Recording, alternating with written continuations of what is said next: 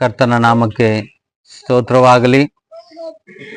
ಮತ್ತೊಮ್ಮೆ ನಿಮ್ಮನ್ನ ನೋಡುವ ಹಾಗೆ ದೇವರು ಕೊಟ್ಟಂತ ಈ ಅವಕಾಶಕ್ಕಾಗಿ ನಾನು ದೇವರಿಗೆ ಸ್ತೋತ್ರವನ್ನು ಸಲ್ಲಿಸ್ತೇನೆ.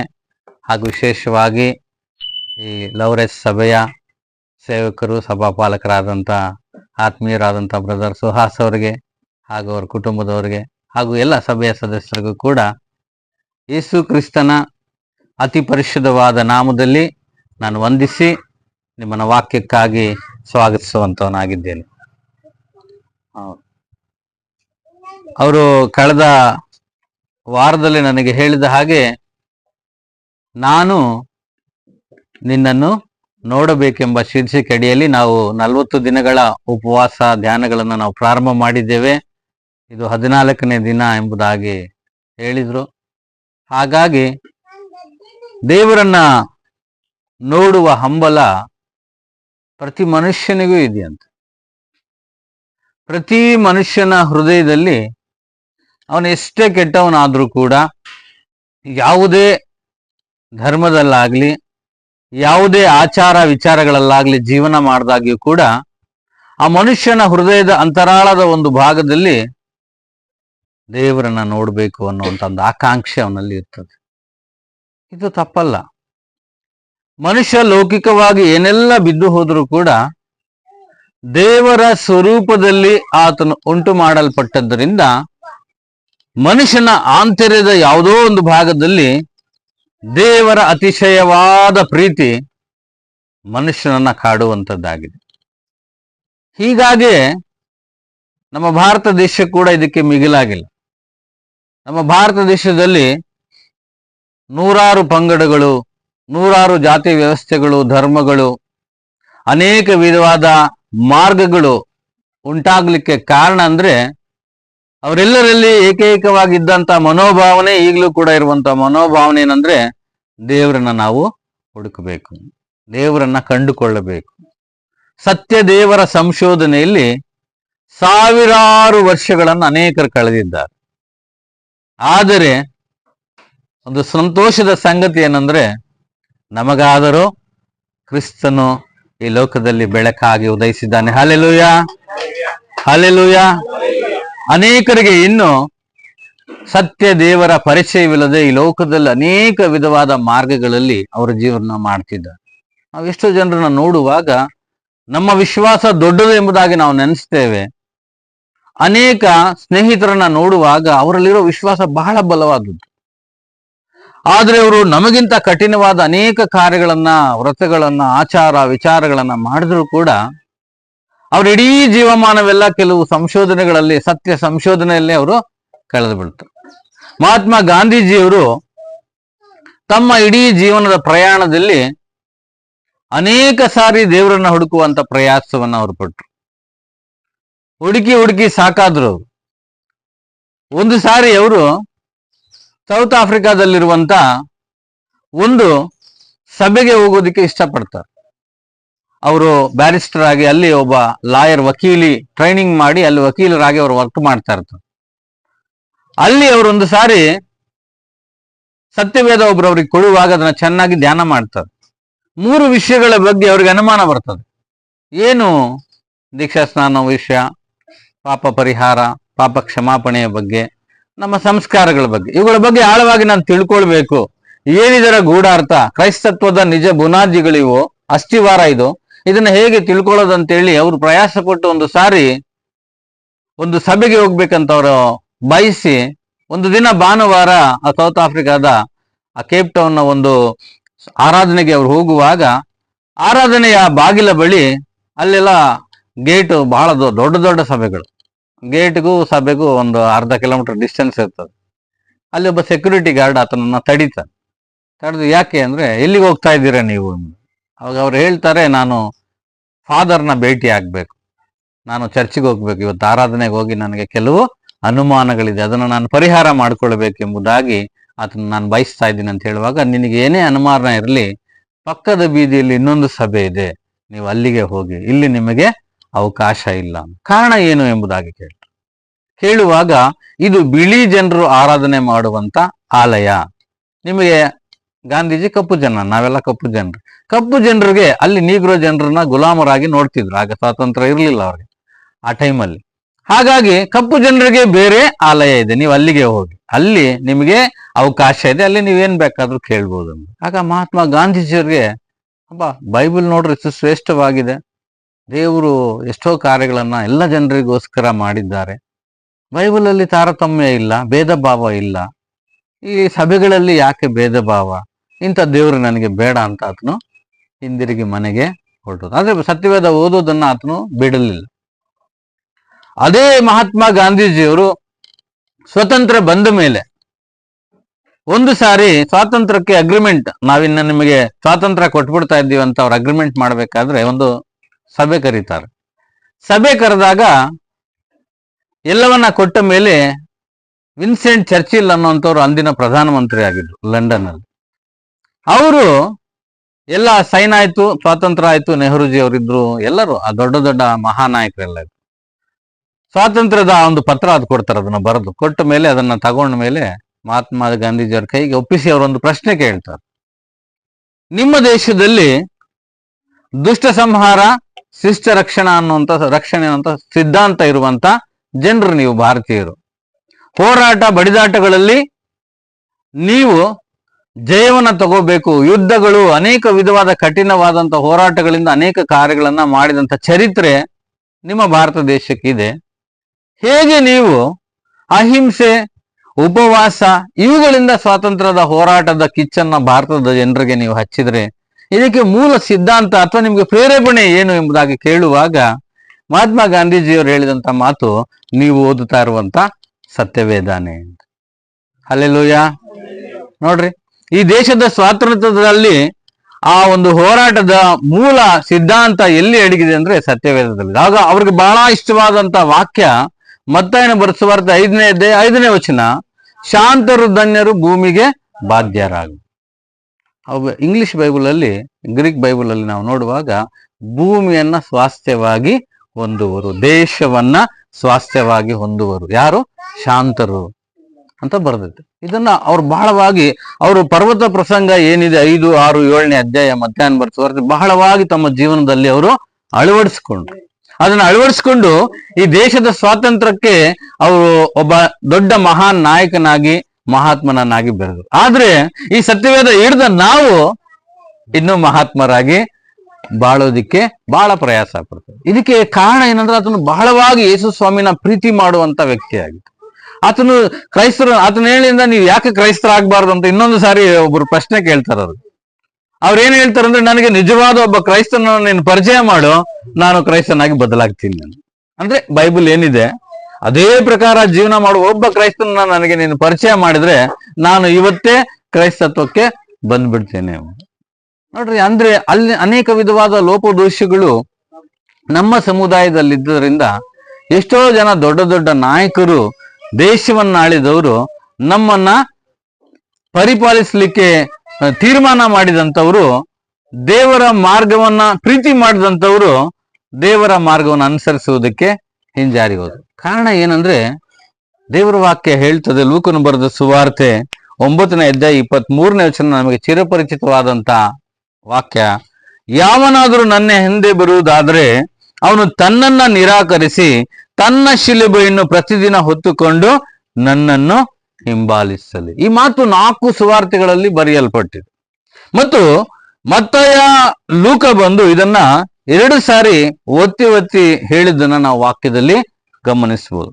ಇದು ಯೇಸು ಸ್ವಾಮಿ ತನ್ನನ್ನು ಹಿಂಬಾಲಿಸುವಂತ ಶಿಷ್ಯರಿಗೆ ಹೇಳಿದಂತ ಮಾತು. ಇದು ನಾವು ಬಹಳ ಸಿಂಪಲ್ ಆಗಿ ಓದಿ ಅನೇಕ ಸಾರಿ ಧ್ಯಾನ ಮಾಡಿದ್ದೇವೆ. ಇದು ಬಹಳ ಆಳವಾದ ಅರ್ಥ ಹೊಂದಿರುವಂತ ಒಂದು ವಾಕ್ಯ ಭಾಗ. ಏನು? ತನ್ನ ಶಿಲುಬೆಯನ್ನು ಅಂತ ಬೈಬಲ್ ಹೇಳ್ತದೆ. ಯೇಸು ಸ್ವಾಮಿ ಶಿಲ್ಬೆ ನಾವು ಹೊರಬೇಕಾಗಿಲ್ಲ. ಈಗ ಗುಡ್ ಫ್ರೈಡೆ ಸೀಸನ್ ಬಂದ್ರೆ ಅನೇಕರು ಶಿಲ್ಬೆ ಎತ್ಕೊಂಡು ಓಡಾಡೋದು, ಏನೇನೋ ಟ್ಯಾಬ್ ಎಲ್ಲ ಹಾಕ್ತಾ ಇರ್ತಾರೆ. ನಾವು ಟಿವಿಗಳಲ್ಲಿ, ಸೋಷಿಯಲ್ ಮೀಡಿಯಾದಲ್ಲಿ ನೋಡ್ತಾರೆ. ಇನ್ನು ಕೆಲವರು ತಗೊಂಡೋಗಿ ಶಿಲ್ಬೆಗೆ ಹಾಕ್ತಾರೆ. ನಮ್ಮ ಚಿಕ್ಕಬಳ್ಳಾಪುರದ ಹತ್ರ ಒಂದು ಸೂಸೆಪಾಳ್ಯ ಅಂತ ಊರಿದೆ, ಅಲ್ಲಿ ಶಿಲ್ಬೆಗೆ ಒಬ್ಬರನ್ನ ಹಾಕ್ಬಿಡ್ತಾರೆ ತಗೊಂಡೋಗಿ, ರಿಯಲ್ ಆಗಿ ಸುಮ್ಮನೆ ಟ್ಯಾಬ್ ತರ ಮಾಡಿ.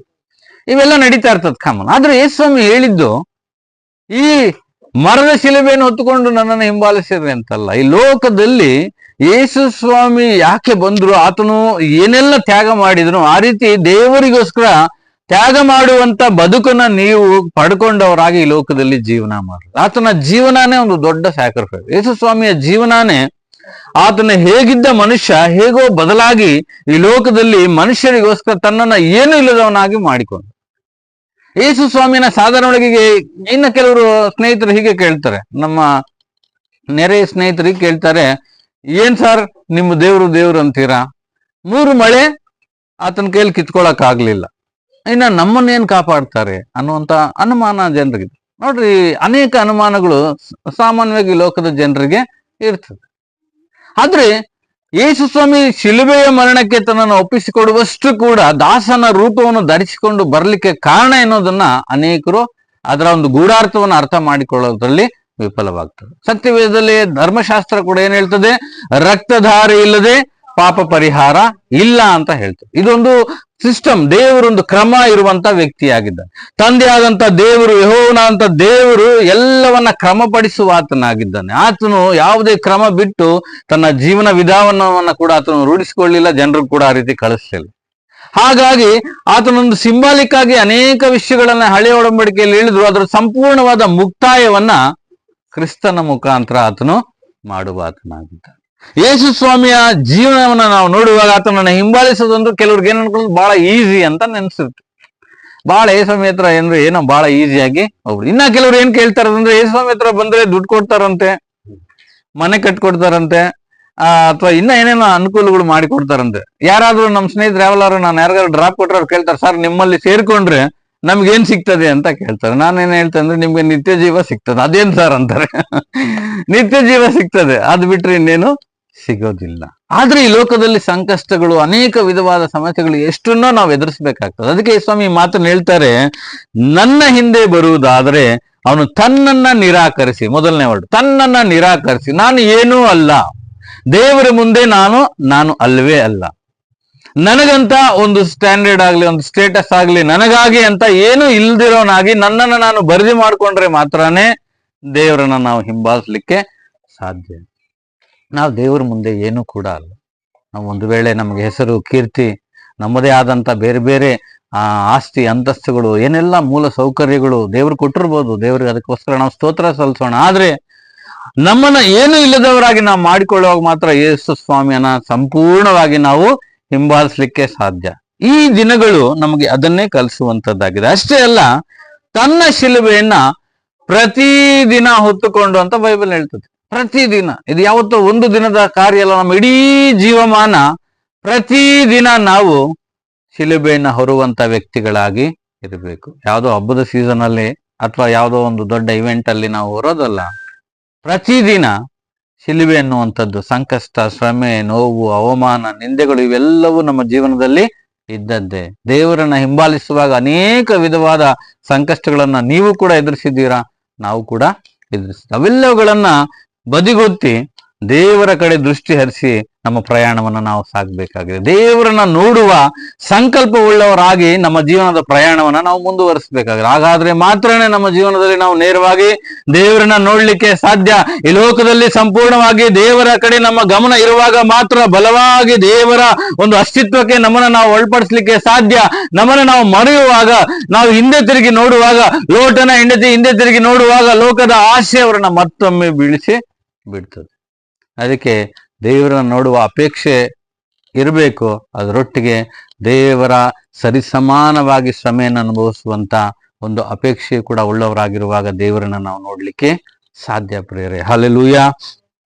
ಹಾಗೆ ಯೇಸು ಸ್ವಾಮಿಯ ಜೀವನದಲ್ಲಿ ಏನನ್ನ ದೇವರು ತ್ಯಾಗ ಮಾಡಿ ಲೋಕಕ್ಕೆ ಬಂದಿದ್ದಾರೆ ಎಂಬುದಾಗಿ ನಾವು ನೆನೆಸ್ಬೋದು. ಯೇಸು ಸ್ವಾಮಿಯ ಜೀವಿತಾನೇ ಒಂದು ವಿಶೇಷವಾದ ಜೀವಿತ.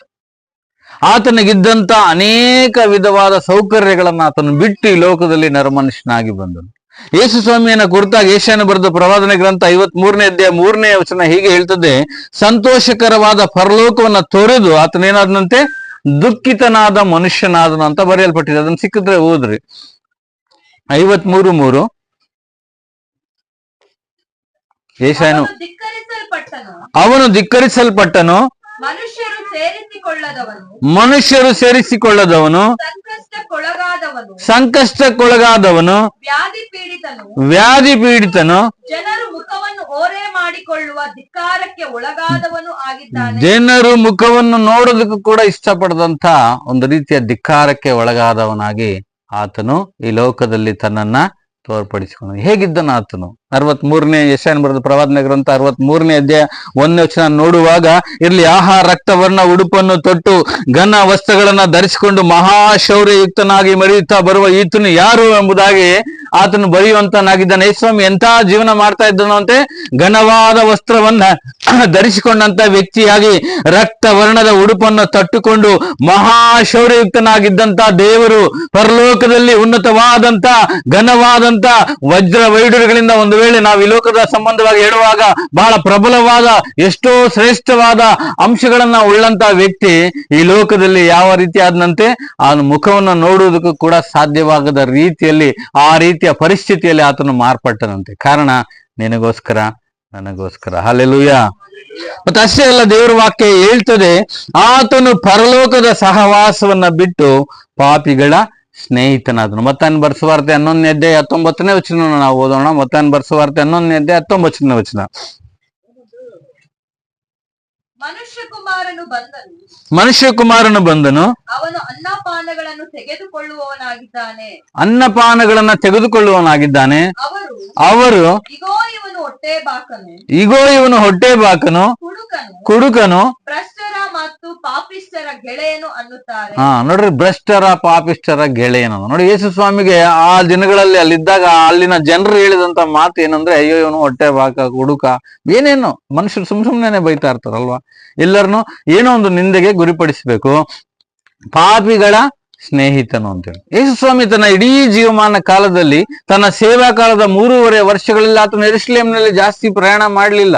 ಯೆರೂಸಲೇಮಿನ ಜನರ ಜೊತೆ ಆತನ ಒಕ್ಕು ಬಳಕೆ ಮಾಡಲಿಲ್ಲ. ಆತನ ಯಾವಾಗ್ಲೂ ಕಪೆರ್ನಹೂಮ್, ಗಲೀಲಾಯ, ಸೀದೋನು, ತೂರು ಈ ಪಟ್ಟಣಗಳಲ್ಲಿ ಅನ್ಯರು ವಾಸ ಮಾಡುವಂತ, ಬಡವರು, ಧಿಕ್ಕರಿಸಲ್ಪಟ್ಟಂತ, ಹಿಂದುಳಿದಂತ, ಸಮಾಜದಲ್ಲಿ ಅಂಚಿನಲ್ಲಿ ವಾಸ ಮಾಡುವಂತ ಜನರೊಟ್ಟಿಗೆ ತನ್ನ ಸ್ನೇಹವನ್ನ ಆತನು ಬೆಳೆಸಿದನೇ ಹೊರತು ಶ್ರೀಮಂತರೊಟ್ಟಿಗೆ ತನ್ನನ್ನು ತಾನು ಯಾವತ್ತೂ ಕೂಡ ಆತನು ಗುರುತಿಸಿಕೊಳ್ಳಲಿಲ್ಲ. ಸುವಾರ್ಥ ಭಾಗ ಪೂರ್ತಿ ನಾವು ನೋಡುವಾಗ ಆತನು ಯಾವಾಗಲೂ ತಳ್ಳಲ್ಪಟ್ಟ, ಧಿಕ್ಕರಿಸಲ್ಪಟ್ಟಂತ ಜನರ ಮಧ್ಯದಲ್ಲಿ ತನ್ನ ಅಸ್ತಿತ್ವವನ್ನು ಕಾಪಾಡಿಕೊಂಡನು. ಮನುಷ್ಯ ಕುಮಾರನಿಗೆ ತಲೆ ಇಡುವಷ್ಟು ಕೂಡ ಸ್ಥಳ ಇಲ್ಲ ಎಂಬುದಾಗಿ ಹೇಳಿದ್ರು.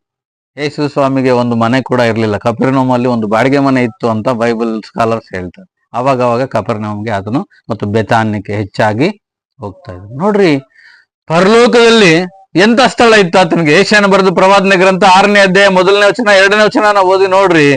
ಓದಿ, ಯೆಶಾಯನ ಬರೆದ ಪ್ರವಾದನೆ ಗ್ರಂಥ 6ನೇ ಅಧ್ಯಾಯ.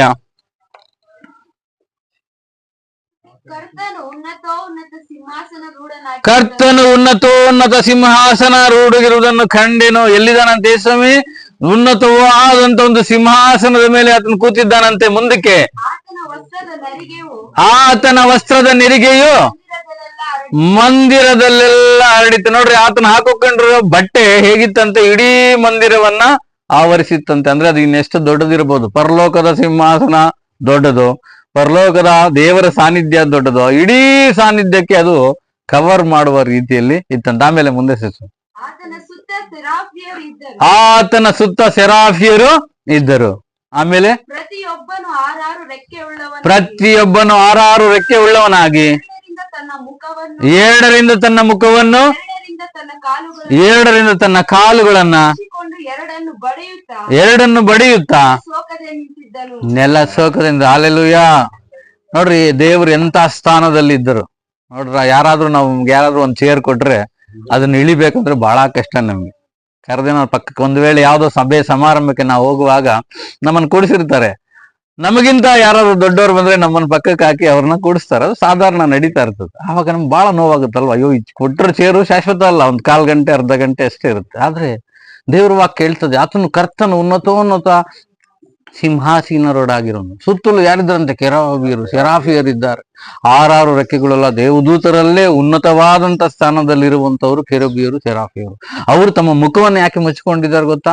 ಆ ಮುಖವನ್ನ ಜನರು ನೋಡಬಾರ್ದು. ಯಾರು ದೇವ್ರ ಮುಂದೆ ತಮ್ಮನ್ನ ಅವ್ರ ಪ್ರಭಾವಕ್ಕೆ ಒಳಪಡಿಸ್ಕೋಬಾರ್ದು. ದೇವರವ್ರ ಮುಖ ನೋಡಬಾರ್ದು. ದೇವರ ಮುಖವನ್ನ ನಾವು ನೇರವಾಗಿ ನೋಡಬಾರ್ದು. ದೇವರಿಗೆ ಬರೀ ಅಲ್ಲೇನ್ ಮಾಡ್ತಾ ಇದ್ದಾರೆ? ದೇವರಿಗೆ ಆರಾಧನೆ ಮಾತ್ರ ನಡೆಸ್ತಾ ಇದ್ದಾರೆ.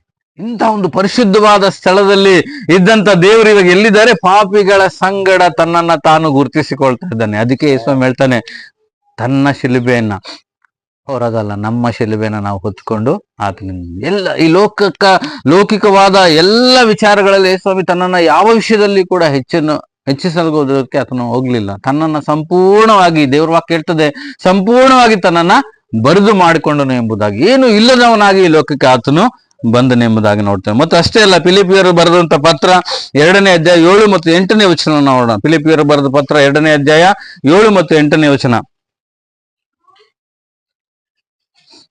ಪದವಿಯನ್ನು ಬಿಡಲೊಲ್ಲೆನು ಎಂದೆಣಿಸದೆ ಆತನು ದೇವ ಸ್ವರೂಪನಾಗಿದ್ದರು, ದೇವರಿಗೆ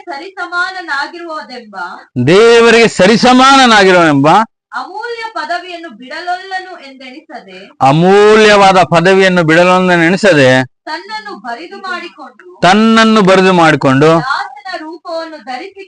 ದಾಸನ ರೂಪವನ್ನು ಧರಿಸಿಕೊಂಡಂತೆ. ಎಂಥ ರೂಪವನ್ನು ದೇವರು ಧರಿಸಿಕೊಂಡ್ರಂದ್ರೆ ದಾಸನ ರೂಪವನ್ನು ಆತನು ಧರಿಸಿಕೊಂಡು. ಯಾಕೆ ಧರಿಸ್ಕೋಬೇಕಾಗಿತ್ತು?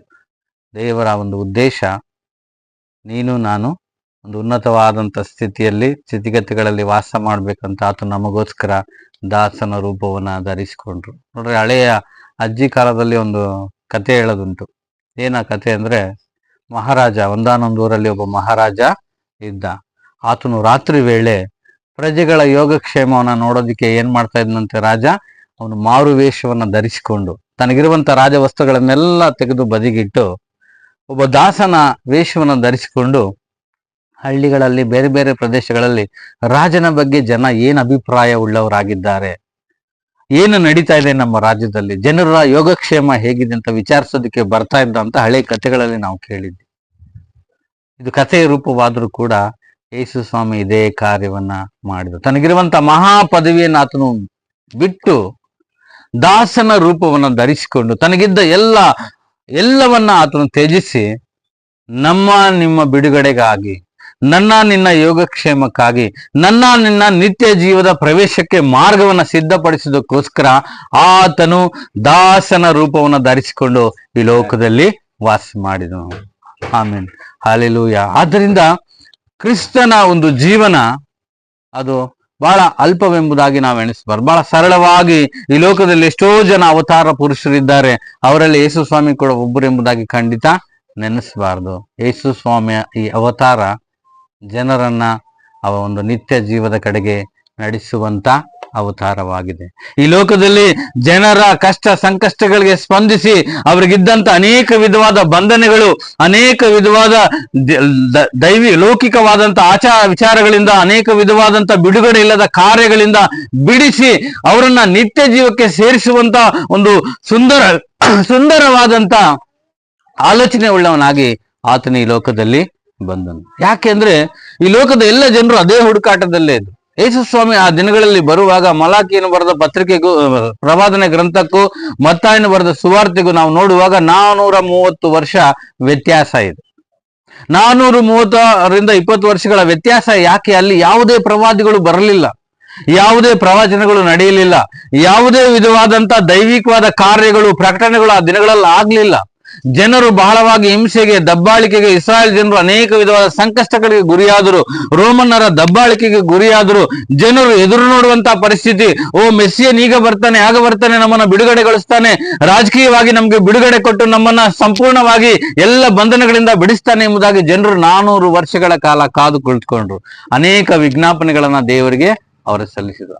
ಆಗ ದಾಸನ ರೂಪ ಧರಿಸಿ ಬಂದಂತ ದೇವರು ಕೇವಲ ಇಸ್ರಾಯೇಲ್ ಸಮುದಾಯಕ್ಕೆ, ಒಂದು ಜನಾಂಗಕ್ಕಾಗಿ ಬರಲಿಲ್ಲ, ಇಡೀ ವಿಶ್ವದ ಮನುಕುಲವನ್ನ ಬಿಡುಗಡೆಗೊಳಿಸೋದಕ್ಕೋಸ್ಕರ ಯೇಸು ಸ್ವಾಮಿ ಈ ಕೇವಲ ಒಂದು ಧರ್ಮಕ್ಕೋ, ಒಂದು ಮಾರ್ಗಕ್ಕೋ, ಒಂದು ಪಂಥಕ್ಕೋ ಸೀಮಿತವಾದಂತ ದೇವರಲ್ಲ, ಇಡೀ ಪ್ರಪಂಚದ ದೇವರು ಎಂಬುದಾಗಿ ಹೇಳೋದ್ರಲ್ಲಿ ಯಾವ ಸಂಶಯವೂ ಇಲ್ಲ. ಆತನ ಪ್ರಭಾವಕ್ಕೆ ಒಳಗಾದ ಎಷ್ಟೋ ಜನರನ್ನ ನಾವು ಈ ಲೋಕದಲ್ಲಿ ಕಾಣಬಹುದಾಗಿದೆ. ಯೇಸು ಸ್ವಾಮಿ ಪ್ರಭಾವಕ್ಕೆ ಒಳಗಾದ ಎಷ್ಟೋ ಮಹನೀಯರನ್ನ ಬೇರೆ ಬೇರೆ ಪಂಗಡಗಳಲ್ಲಿ ಇದ್ದು, ಬೇರೆ ಬೇರೆ ಆಚರಣೆ ವಿಚಾರಗಳಲ್ಲಿ ಇದ್ರೂ ಕೂಡ ಯೇಸು ಸ್ವಾಮಿಯನ್ನ ತಮ್ಮ ಒಂದು ಸ್ವಂತ ಅನುಭವದಲ್ಲಿ ಕಂಡುಕೊಂಡಂತ ಎಷ್ಟೋ ಜನರನ್ನ ನಾವು ಈ ಲೋಕದಲ್ಲಿ ಸಾಕ್ಷಿಯಾಗಿ ನೋಡಬಹುದಾಗಿದೆ. ಕಾರಣ ಏನು? ಅನೇಕರನ್ನ ಪ್ರಭಾವಿತ ಮಾಡಿದಂತ ವ್ಯಕ್ತಿ ಯೇಸು ಸ್ವಾಮಿ ಆಗಿದ್ದಾನೆ. ಆದ್ರಿಂದ ಆತನನ್ನು ನಾವು ಎಂದಿಗೂ ಕೂಡ ಕೈ ಹಿಡಿದಿದ್ದೇವೆ. ಆ ಕೈ ಬಿಟ್ಟು ನಾವು ಯಾವತ್ತೂ ಕೂಡ ದೂರ ಹೋಗ್ಬಾರ್ದು. ಆತನ ನೋಡುವ ಸಂಕಲ್ಪ ಅದು ಬಹಳ ಉನ್ನತವಾದಂಥದ್ದು. ಆತನ ನಿರೀಕ್ಷೆಯಲ್ಲಿ ನಮ್ಮ ಜೀವನವನ್ನ ನಾವು ಕಳೀಬೇಕು. ಖಂಡಿತ ದೇವರು ಒಂದಲ್ಲ ಒಂದು ದಿನ ನಿನ್ನನ್ನ ನೋಡಲಿಕ್ಕೆ ಅಪೇಕ್ಷೆ ಪಡುವಂತ. ನೀನು ಆತನನ್ನ ನೋಡೋದಕ್ಕೆ ಬಯಸುವುದಾದ್ರೆ ಆತನು ಕೂಡ ಖಂಡಿತ ನಿನ್ನನ್ನು ನೋಡಲು ಆತನ ಇಷ್ಟಪಟ್ಟೇ ಪಡ್ತಾನೆ. ಅದಕ್ಕೆ ಉದಾಹರಣೆ ಬೈಬಲಲ್ಲಿ ಕೂಡ ಇದೆ. ನಾವು ಲೂಕನು ಬರೆದ ಸುವಾರ್ತೆ 18ನೇ ಅಧ್ಯಾಯದಲ್ಲಿ ನೋಡುವಾಗ ಜಕ್ಕಾಯನ ಜೀವಿತವನ್ನು ಕುರಿತಾಗಿ ವಾಕ್ಯದಲ್ಲಿ ಬರೆಯಲ್ಪಟ್ಟಿದೆ. ಜಕ್ಕಾಯನು ಆತನು ಯೇಸು ಸ್ವಾಮಿಯನ್ನ ನೋಡಲು ಬಯಸಿದನು ಎಂಬುದಾಗಿ ಅಲ್ಲಿ ಬರೆಯಲ್ಪಟ್ಟಿದೆ. ಯೇಸು ಸ್ವಾಮಿಯನ್ನ ನೋಡಲು ಬಯಸುವಾಗ ಆತನು ಬಹಳ ಗಿಡ್ಡನಾದ್ದರಿಂದ ಆತನೊಂದು ಆಲದ ಮರವನ್ನು ಹತ್ತಿ ನೋಡ್ತಾನೆ. ನೋಡೋದಕ್ಕೆ ಪ್ರಯತ್ನ ಪಡುವಾಗ ವಾಕ್ಯದಲ್ಲಿ ಬರೆಯಲ್ಪಟ್ಟಿದೆ. ನೋಡ್ರಿ 3ನೇ ವಚನ ಹೋದ್ರೆ 19:3, ಲೂಕ 19:3. ಅವರು ಯೇಸು ಎಂತವನೆಂದು ನೋಡಲು ಅಪೇಕ್ಷಿಸಿದರು, ತಾನು ಗಿಡ್ಡನಾಗಿದ್ದರಿಂದ ಜನರ ಗುಂಪಿನ ನಿಮಿತ್ತ ನೋಡಲಾರದೆ ಹೋದನು. ಅವನು ಗಿಡ್ಡನಾದ್ರಿಂದ ಜನರ ಒಂದು ಗುಂಪು, ಯೇಸು ಸ್ವಾಮಿ ಅಂದ್ರೆ ಅನೇಕ ಜನರು ಆತನನ್ನ ಆಗಿನ ದಿನಗಳಿಗೆ ಫಾಲೋ ಮಾಡುವಂತ ವ್ಯಕ್ತಿಗಳಾದ್ರು. ಗುಂಪಾಗಿ ಆತನ ಎಲ್ಲಿ ಹೋದ್ರೆ ಅಲ್ಲಿ ಜನರು ಗುಂಪಾಗಿ ಆತನನ್ನು ಹಿಂಬಾಲಿಸುವಾಗ ಜಕ್ಕಾಯನಿಗೆ ಹೃದಯದಲ್ಲಿ ಆಸೆ ಹುಟ್ಟಿದೆ. ಇವತ್ತು ಈ ಸಭೆಯಲ್ಲಿ ಏನು ಆಸೆ ಹುಟ್ಟಿದೆ, ದೇವರನ್ನ ನಾವು ನೋಡ್ಬೇಕೆಂಬುದಾಗಿ ಅಂದು ಜಕ್ಕಾಯನ ಹೃದಯದಲ್ಲಿ ಇತ್ತು. ಏನಂತ, ನಾನೇನಾದ್ರೂ ಮಾಡಿ ಯೇಸು ಸ್ವಾಮಿನ ನೋಡ್ಬೇಕು. ಅದಕ್ಕೆ ಆತನು ಗಿಡ್ಡನಾದ್ರಿಂದ, ಲೌಕಿಕವಾಗಿ ಪಾಪ ಆತನು ಬಹಳ ಕುಳ್ಳ ಆದ್ರಿಂದ ಆತನೊಂದು ಆಲದ ಮರವನ್ನು ಹತ್ತಿ ನೋಡಲು ಅಪೇಕ್ಷಿಸಿದ. ಆದ್ರೆ ಆತನ ನೋಡೋದಿಕ್ಕೆ ಆಗ್ಲಿಲ್ಲ. ಆದ್ರೆ ನೀವು ಅದೇ ಮುಂದೆ 5ನೇ ವಚನ ನಾವು ಹೋದ್ರೆ ಅಲ್ಲಿ ವಾಕ್ಯದಲ್ಲಿ ಸ್ಪಷ್ಟವಾಗಿ ಬರೆಯಲ್ಪಟ್ಟಿದೆ, ಯೇಸು ಅಲ್ಲಿಗೆ ಬಂದು ಮೇಲಕ್ಕೆ ನೋಡಿ, ಜಕ್ಕಾಯನೇ ಸಟ್ಟನೆ ಇಳಿದು ಬಾ, ನಾನು ಇವತ್ತು ನಿನ್ನ ಮನೆಯಲ್ಲಿ ಇಳುಕೊಳ್ಳಬೇಕು ಎಂದು ಅವನಿಗೆ ಹೇಳಲು. ಯೇಸು ಸ್ವಾಮಿ, ಸಾಕು ಸಿಸ್ಟರ್, ಅಲ್ಲಿ ಯೇಸು ಸ್ವಾಮಿನೇ ನೋಡ್ರಿ ವಾಕ್ಯದಲ್ಲಿ ಬರೆಯಲ್ಪಟ್ಟಿದೆ. ಜಕ್ಕಾಯನ ನೋಡಲು ಅಪೇಕ್ಷಿಸಿದನು, ಆದ್ರೆ ನೋಡೋದಿಕ್ಕೆ ಆಗ್ಲಿಲ್ಲ. ಆದ್ರೆ ಯೇಸು ಸ್ವಾಮಿನೇ ಜಕ್ಕಾಯನನ್ನು ಕಂಡು, ನೋಡ್ರಿ ಎಷ್ಟು ಚೆನ್ನಾಗಿ ಬರೆದಿದ್ದಾರೆ. ಯೇಸು ಸ್ವಾಮಿ ಜಕ್ಕಾಯನ ಹೃದಯದಲ್ಲಿ ಇದ್ದಂತ ಆಸೆಯನ್ನ ಆತನ ಅರಿತುಕೊಂಡು, ಇವತ್ತು ನಿನ್ನ ಹೃದಯದಲ್ಲಿ ದೇವರನ್ನ ನೋಡ್ಬೇಕನ್ನುವಂತ ಅಪೇಕ್ಷೆ ನಿನ್ನಲ್ಲಿ ಉಂಟಾಗುವಾಗ ಅದು ದೇವರು ತಿಳ್ಕೊಳ್ಳುವಂತನಾಗಿದ್ದಾನೆ. ಆತನು ನಿನಗೆ ದರ್ಶನ ಕೊಡ್ಲಿಕ್ಕೆ ಶಕ್ತನಾಗಿದ್ದಾನೆ. ಆತನು ನಿನ್ನೊಟ್ಟಿಗೆ ಮಾತನಾಡ್ಲಿಕ್ಕೆ ಶಕ್ತನಾಗಿದ್ದಾನೆ. ಆತನು ನಿನ್ನ ಜೀವಿತವನ್ನು ಬದಲಾಯಿಸಲಿಕ್ಕೆ ಶಕ್ತನಾಗಿದ್ದಾನೆ. ಆತನು ನಿರಂತರವಾಗಿ ನಿನ್ನನ್ನ ದೃಷ್ಟಿಸಿ ನೋಡಿ ನಿನ್ನ ಜೀವನದ ಎಲ್ಲ ಆಗುಗಳನ್ನು ಸರಿಪಡಿಸಲಿಕ್ಕೆ ಆತನೊಬ್ಬನೇ ಶಕ್ತನಾಗಿದ್ದಾನೆ. ಆತನನ್ನ ನೋಡುವಂತ ಅಪೇಕ್ಷೆ, ಹಂಬಲ ನಿನ್ನ ಹೃದಯದಲ್ಲಿ ಇದ್ರೆ ಸಾಕು, ದೇವರೇ ನಿನ್ನನ್ನ ನೇರವಾಗಿ ನೋಡ್ಲಿಕ್ಕೆ ಆತನು ಬಂದು ನಿನ್ನನ್ನ ಮುಟ್ಟುವ ಆತನಾಗಿದ್ದಾನೆ. ಸಾಧು ಸುಂದರ್ ಸಿಂಗ್ ಪಂಜಾಬ್ ರಾಷ್ಟ್ರದಲ್ಲಿ ಹುಟ್ಟಿದಂತ ಶ್ರೇಷ್ಠವಾದಂತ ಸೇವಕ. ಆತನೊಬ್ಬ ಸಿಂಗ್ ಕುಟುಂಬದಲ್ಲಿ ಹುಟ್ಟಿದನು. ಅವರು ಆತನ ದೇವರನ್ನ ನೋಡಿ ಕಂಡ್ಕೋಬೇಕು ಅಂತೇಳಿ ಒಂದು ಸಾರಿ ದೇವರ ಪರಿಚಯ ಆತನಿಗಿಲ್ಲ. ಏನಾದ್ರೂ ಮಾಡಿ ನಾನು ದೇವರನ್ನ ಹುಡುಕಬೇಕು, ದೇವರ ದರ್ಶನ ನಾನು ಪಡ್ಕೋಬೇಕು, ದೇವರನ್ನ ನೀವು ನೋಡ್ಲೇಬೇಕೆಂಬುದಾಗಿ ಪ್ರಯತ್ನ ಮಾಡಿ ಸೋತು ಹೋದ. ಅನೇಕ ಸಾರಿ ಸೋತು ಹೋದ. ಒಂದು ಸಾರಿ ಆತನಿಗೆ ಬಹಳ ನಿರಾಸೆ ಉಂಟಾಯ್ತು. ಒಂದು ಟ್ರೈನ್ ಬರುವಾಗ ಟ್ರೈನ್ಗೆ ತಲೆ ಇಟ್ಟು ನಾನು ಸತ್ತೋಗ್ಬೇಕೆಂಬುದಾಗಿ ಆತನು ಆತ್ಮಹತ್ಯೆಗೆ ಶರಣಾಗೋದಕ್ಕೆ ಆತನು ಪ್ರಯತ್ನವನ್ನ ಮಾಡಿದನು. ಆನಂತರ ಒಂದು ಸಾರಿ ಆತನ ಮನೆಯಲ್ಲಿರುವಾಗ ಆತನ ಮನೆಯ ಬಾಗಿಲು ಮುಚ್ಚಿ ಆತನು ಕುಳಿತು ದೇವರು ಯಾರೋ, ನಿಜವಾದ ದೇವರು ಯಾರೋ ನನಗೆ ಕಾಣಿಸಬೇಕೆಂಬುದಾಗಿ ಪ್ರಯತ್ನ ಮಾಡುವಾಗ ಕ್ರಿಸ್ತನ ಬೆಳಕು ಆ ಕುಟುಂಬದಲ್ಲಿ ಪ್ರವೇಶ ಮಾಡಿತು. ಕ್ರಿಸ್ತನ ಬೆಳಕು ಆ ಕುಟುಂಬದಲ್ಲಿ ಪ್ರವೇಶ ಮಾಡಿ ದೇವರನ್ನ ಆತನ ದರ್ಶನ ಹೊಂದಿದವನಾಗಿ ಅನೇಕ ಉತ್ತರ ಭಾರತದ ಒಳ್ಳೆ ಉತ್ತರ ಪ್ರದೇಶ, ಪಂಜಾಬ್, ಹರಿಯಾಣ, ಛತ್ತೀಸ್ಗಢ, ಈ ರೀತಿ ಬೇರೆ ಬೇರೆ ಕಾಶ್ಮೀರ ಪ್ರಾಂತದ ಕೆಲವು ಭಾಗಗಳಲ್ಲಿ ಉನ್ನತವಾದ ಸೇವೆ ಮಾಡಿದಂತ ವ್ಯಕ್ತಿಯಾಗಿ ಸಾಧು ಸುಂದರ್ ಸಿಂಗ್ ಈಗಲೂ ಕೂಡ ಚರಿತ್ರೆಯಲ್ಲಿ ಉಳಿದಿದ್ದಾರೆ. ದೇವರನ್ನ ನೋಡಿದ ವ್ಯಕ್ತಿ ಮತ್ತೆ ಹಿಂದಿರುಗಿ ನೋಡ್ಲಿಲ್ಲ. ಮತ್ತೆ ಆತನ ಕುಟುಂಬದವರು ತಳ್ಳಿದ್ರು, ಅವರ ಸಮಾಜ, ಅವರ ಸಮುದಾಯ ಆತನನ್ನ ಆಚೆ ಹಾಕಿದ್ರು. ಆದ್ರೂ ಕೂಡ ನಿರಂತರವಾದ ಕಾಲ್ನಡಿಗೆಯ ಪ್ರಯಾಣದಿಂದ ಸಾವಿರಾರು ಮೈಲಿ ಪೌಲನ ಹಾಗೆ ಪ್ರಯಾಣ ಮಾಡಿ ಅನೇಕರಿಗೆ ದೇವರ ದರ್ಶನವನ್ನ, ಅನುಭವವನ್ನ ಆತನು ಪರಿಚಯ ಮಾಡಿಕೊಟ್ಟಂತ ಶ್ರೇಷ್ಠವಾದ ವ್ಯಕ್ತಿಗಳು ನಮ್ಮ ಭಾರತದ ನೆಲದಲ್ಲಿ ಹುಟ್ಟಿದ್ದಾರೆ. ಹಲ್ಲೆಲೂಯಾ. ಅಪೇಕ್ಷೆ ಉಳ್ಳವರಾಗಿ ನಾವು ಜೀವನ ಮಾಡಬೇಕಾಗಿದೆ. ದೇವರು ಖಂಡಿತ ನಮ್ಮ ಜೀವನದಲ್ಲಿ ಕೂಡ ಬದಲಾವಣೆಯನ್ನ ಮಾಡ್ತಾರೆ. ದೇವರನ್ನ ನೋಡುವ ಹಂಬಲ ಇರುವಂತ ವ್ಯಕ್ತಿಗಳನ್ನೇ ದೇವರು ಹುಡುಕುವ ಆತನಾಗಿದ್ದಾನೆ. ದೇವರನ್ನ ನೋಡ್ಬೇಕೆಂಬಂತ ಹೃದಯದಲ್ಲಿರುವ ಆಸೆಯನ್ನು ದೇವರು ಕಂಡುಕೊಂಡು ಅಂತವರಿಗೋಸ್ಕರ ಆತನು ಹುಡುಕುವ ಆತನಾಗಿದ್ದಾನೆ. ಇದು ನಾವು ದೇವರನ್ನ ಹುಡುಕೋದಲ್ಲ, ದೇವರೇ ನಮ್ಮನ್ನ ಹುಡುಕುವ ಆತನಾಗಿದ್ದಾನೆ. ನಮ್ಮನ್ನ ಅರಿಸಿ ಬಂದಿದ್ದಾನೆ. ನಮ್ಮನ್ನ ಅರಿಸಿ ಆತನು ಪರಲೋಕದ ಮಹಾವೈಭವನ್ನೇ ಬಿಟ್ಟು ಲೋಕಕ್ಕೆ ಬರುವಾಗ ನಿನ್ನ ನೋಡ್ಲಿಕ್ಕೆ ಯೇಸು ಸ್ವಾಮಿ ಖಂಡಿತ ನಿನ್ನ ಹೃದಯದ ಬಾಗಿಲನ್ನ ಆತನು ತಟ್ಟುವ ಆತನಾಗಿದ್ದಾನೆ. ಅದಕ್ಕೆ ಪ್ರಕಟಣೆ ಗ್ರಂಥದಲ್ಲಿ ನಾವು ಚಿರಪರಿಚಿತವಾದ ವಾಕ್ಯ, ಇಗೋ ಬಾಗಿಲ ಬಳಿಯಲ್ಲಿ ನಿಂತುಕೊಂಡು ತಟ್ಟಿದ್ದಾರೆ. ಯಾವನಾದ್ರೂ ನನ್ನ ಶಬ್ದವನ್ನ ಕೇಳಿ ಬಾಗಿಲನ್ನು ತೆರೆದಾದ್ರೆ ನಾನು ಅವನೊಟ್ಟಿಗೆ ಏನ್ ಮಾಡ್ತೇನೆ, ಅವನೊಟ್ಟಿಗೆ ಜೀವನ ಮಾಡ್ತೇನೆ, ಊಟ ಮಾಡ್ತೇನೆ. ಆ ನಿಟ್ಟಿನಲ್ಲಿ ದೇವರ ದರ್ಶನವನ್ನ ಅಪೇಕ್ಷಿಸುವಂತ ವ್ಯಕ್ತಿಗಳಾಗಿ ನಾವು ಈ ಲೋಕದಲ್ಲಿ ನಿಲ್ಲೋಣ. ಇದಕ್ಕೆ ಮೂಲ ಸಾಧನ ಪ್ರಾರ್ಥನೆಯಾಗಿದೆ. ಪ್ರಾರ್ಥನೆಯಲ್ಲಿ ನಮ್ಮ ಜೀವಿತವನ್ನ ಕಳೆಯೋಣ. ದೇವರು ಮತ್ತಾಯನ ಬರೆಸುವಾರ್ತೆ 5ನೇ-6ನೇ ವಚನದಲ್ಲಿ ಹೀಗೆ ಹೇಳ್ತಾರೆ, ನೀವು ಪ್ರಾರ್ಥನೆ ಮಾಡುವಾಗ ಎಂಬುದಾಗಿ ಸ್ವಾಮಿ ಹೇಳ್ತಾರೆ. ಪ್ರಾರ್ಥನೆ ಮಾಡುವಾಗ ಅಂದ್ರೆ ಯಾವಾಗಲೂ ಮಾಡುವಾಗ, ಮಾಡ್ತಾನೆ ಇರಿ ಎಂಬುದು, ಪ್ರಾರ್ಥನೆ ಮಾಡುವಾಗ ಎಂಬುದಾಗಿ. ಆ ನಿಟ್ಟಿನಲ್ಲಿ ಪ್ರಾರ್ಥನಾ ಪರರಾಗಿ ಈ ಲೋಕದಲ್ಲಿ ನಾವು ಜೀವನ ಮಾಡುವಾಗ ದೇವರ ದರ್ಶನವನ್ನು ನಾವು ಹೊಂದಿಕೊಳ್ಳಲಿಕ್ಕೆ ಸಾಧ್ಯ, ದೇವರ ಮೆಲುಧ್ವನಿಯನ್ನು ನಾವು ಕೇಳಿಸಿಕೊಳ್ಳಲಿಕ್ಕೆ ಸಾಧ್ಯ, ದೇವರೊಟ್ಟಿಗೆ ನಮ್ಮ ಅನ್ಯೂನ್ಯತೆಯನ್ನು ನಾವು ಬೆಳೆಸಿಕೊಳ್ಳಲಿಕ್ಕೆ ಸಾಧ್ಯ, ದೇವರೊಟ್ಟಿಗೆ ಒಂದು ಒಳ್ಳೆ ಸಂಬಂಧವನ್ನು ನಾವು ಇಟ್ಟುಕೊಳ್ಳಲಿಕ್ಕೆ ಸಾಧ್ಯ. ದೇವರೊಟ್ಟಿಗೆ ನಾವು ಸಂಬಂಧವನ್ನು ಇಟ್ಟುಕೊಳ್ಳುವಾಗ ಲೋಕದ ಕಡೆ ನಾವು ಎಂದಿಗೂ ಕೂಡ ಹಿಂದಿರುಗಿ ನೋಡೋದಿಲ್ಲ. ಅದಕ್ಕೆ ಸಹಾಯ ಮಾಡುವಂತ ಒಂದೇ ಒಂದು ಆಯುಧ ಎಂಬುದಾಗಿ ನೋಡುವಾಗ ನಮ್ಮ ಪ್ರಾರ್ಥನಾ ಜೀವಿತವನ್ನ ಬಲಪಡಿಸೋಣ. ಪ್ರಾರ್ಥನೆ ಮಾಡಿ ಕೆಟ್ಟವರು ಈ ಲೋಕದಲ್ಲಿ ಯಾರೂ ಕೂಡ ಇಲ್ಲ. ಈ ಲೋಕದಲ್ಲಿ ಯಾವ ಸಾಕ್ಷಿ, ನಾನು ಪ್ರಾರ್ಥನೆ ಮಾಡಿ ಏಸಮ್ಮಿನ ನಂಬಿದ್ದೀನಿ, ಆಗ ಮಾಡಿ ಈಗ ಮಾಡಿ ಕೆಟ್ಟೋಗಿದೆ ಅಂತ ಹೇಳೋರು ಎಷ್ಟೋ ಜನ ಈ ಲೋಕದಲ್ಲಿ ಉಟ್ಕೊಂಡಿದ್ದಾರೆ. ಆದ್ರೆ ಪ್ರಾರ್ಥನೆ ಮಾಡಿ ನಾನು ನನ್ನ ಜೀವನವನ್ನು ಕಳ್ಕೊಂಡಿದ್ದಂತೆಲ್ಲ ಒಬ್ಬರನ್ನ ಕೂಡ ಈ ಲೋಕದಲ್ಲಿ ನಾವು ನೋಡ್ಲಿಕ್ಕೆ ಸಾಧ್ಯ ಇಲ್ಲ. ಪ್ರಾರ್ಥನೆ ನಮ್ಮನ್ನ ಜಯಿಸುವಂಥದ್ದು, ನಮ್ಮನ್ನ ಬಲಪಡಿಸುವಂಥದ್ದು, ದೇವರ ಸಮ್ಮುಖಕ್ಕೆ ನಮ್ಮನ್ನ ನಡೆಸುವಂಥದ್ದು, ದೇವರೊಟ್ಟಿಗೆ ನಮ್ಮನ್ನ ಸಂಧಾನ ಮಾಡುವಂಥದ್ದು, ದೇವರನ್ನ ನೋಡ್ಲಿಕ್ಕೆ ನಮ್ಮನ್ನ ಸಿದ್ಧಪಡಿಸುವಂಥದ್ದೇ ಪ್ರಾರ್ಥನೆಯಾಗಿದೆ. ಪರಿಶುದ್ಧವಾದ ಸ್ಥಳದಲ್ಲಿ ನಾವಿದ್ದೇವೆ. ಪರಿಶುದ್ಧವಾದ ಸ್ಥಳದಲ್ಲಿ ದೇವರ ಸಮ್ಮುಖಕ್ಕೆ ನಮ್ಮ ಜೀವಿತವನ್ನು ಒಪ್ಪಿಸಿಕೊಳ್ಳೋಣ. ದೇವರೇ, ನಿನ್ನ ನೋಡುವಂತ ಹಂಬಲ ನನ್ನಲ್ಲಿದೆ. ಪ್ರಾರ್ಥನಾ ಪರನಾಗಿ ನಾನು ಇನ್ನು ಮುಂದೆ ಸಂಪೂರ್ಣವಾಗಿ ನಿನ್ನ ಹಸ್ತಕ್ಕೆ ನನ್ನ ಜೀವಿತವನ್ನು ಒಪ್ಪಿಸಿಕೊಡ್ತೇನೆ. ನಿನ್ನನ್ನು ನೋಡುವಂತ ಅವಕಾಶವನ್ನು ನನಗೆ ನೀನು ಕೊಡು. ನಿನ್ನ ವಾಕ್ಯಗಳ ಮುಖಾಂತರ, ಪ್ರಾರ್ಥನೆಯ ಮುಖಾಂತರ, ನಿನ್ನ ಧ್ಯಾನ, ನಿನ್ನ ಆರಾಧನೆಯ ಮುಖಾಂತರ ದೇವರೇ, ನಾನು ನಿನ್ನನ್ನು ಕಂಡುಕೊಳ್ಳಬೇಕೆಂಬುವಂತ ಒಂದು ದೃಢವಾದ ಸಂಕಲ್ಪದಲ್ಲಿ ನಾವು ಇನ್ನೂ ಅನೇಕ ದಿನಗಳಿದೆ ನಾವು ಕಳೆಯೋಣ. ಆ ನಿಟ್ಟಿನಲ್ಲಿ ದೇವರು ತಾನೇ ನಿಮ್ಮೆಲ್ಲರನ್ನ ಆಶೀರ್ವದಿಸಿ ಬಲಪಡಿಸಿ, ದೇವರ ದೈವಿಕವಾದ ಕೃಪೆ, ಆಶೀರ್ವಾದ, ಆತನ ಒಂದು ಅನುಭವ, ದರ್ಶನ ನಿಮ್ಮ ಜೀವನದಲ್ಲಿ ಉಂಟಾಗಲಿ ಎಂಬುದಾಗಿ ನಾನು ಬೇಡ್ಕೊಳ್ತೇನೆ. ಒಂದೇ ಒಂದು ನಿಮಿಷ ನಾವೆಲ್ಲರೂ ಎದ್ದು ನಿಂತ್ಕೊಂಡು ಪ್ರಾರ್ಥನೆ ಮಾಡೋಣ. ದೇವರ ಹಸ್ತಕ್ಕೆ ಈ ಸಮಯವನ್ನ ನಾವು ಒಪ್ಪಿಸಿಕೊಡೋಣ.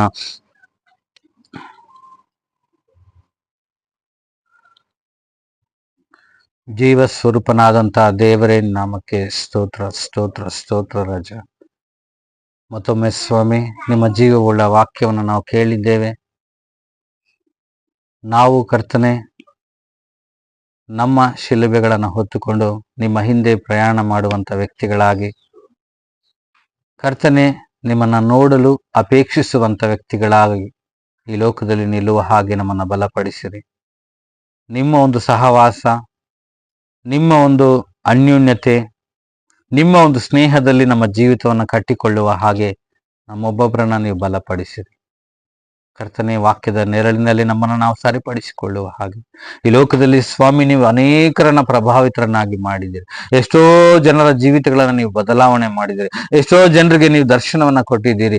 ಎಷ್ಟೋ ಜನರ ಜೀವನದಲ್ಲಿ ಸ್ವಾಮಿ ಬಿಡುಗಡೆಯ, ಕರ್ತನೆ ಸಂಪೂರ್ಣವಾದ ಬಿಡುಗಡೆಯ ಜೀವಿತವನ್ನು ನೀವು ಒದಗಿಸಿಕೊಟ್ಟಿದ್ದೀರಿ. ಅದಕ್ಕಾಗಿ ಸ್ತೋತ್ರ.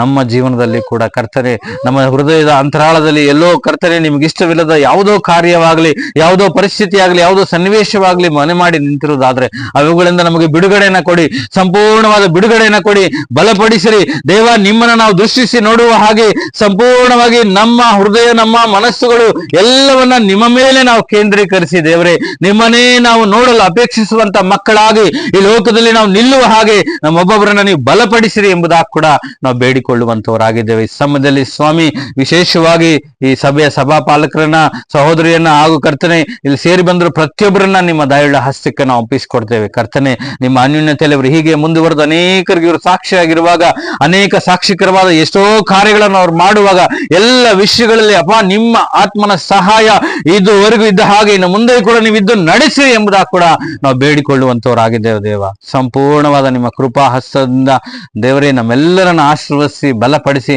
ನಿಮ್ಮ ಆತ್ಮನ ಸಹಾಯದಿಂದ ಮುನ್ನಡೆಸಬೇಕೆಂಬುದಾಗಿ ಈ ಪ್ರಾರ್ಥನೆ ತಿರುಗಿ ಬರಲಿರುವ ನಮ್ಮ ಸಂರಕ್ಷಕನಾದ ಯೇಸು ಕ್ರಿಸ್ತನ ಮುಖಾಂತರ ಬೇಡಿ ಹೊಂದಿಕೊಂಡಿದ್ದೇವೆ ದೇವ. ಆಮೆನ್.